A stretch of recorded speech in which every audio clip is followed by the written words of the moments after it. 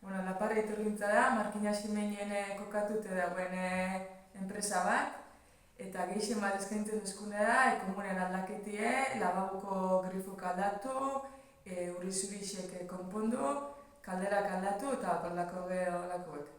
Batez be Markineko inguruko jentieka zuzen dute, baina inguruko errezetan be asko biltzea. Markinen, Olesti, Berritxu, Etxebarri.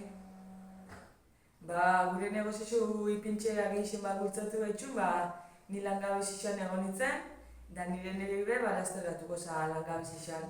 Orduan pentsagoen duen, ni administrari modun eta bera iturgi moduen, enpresa bat sortzi bixon hartien.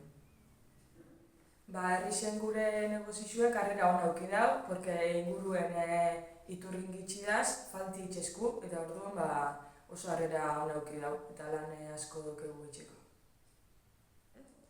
Zalantzan dagoena izango notzen, alegin bat eitxeko, porque norberan enpresi eukitxie gauza berezi bat dela.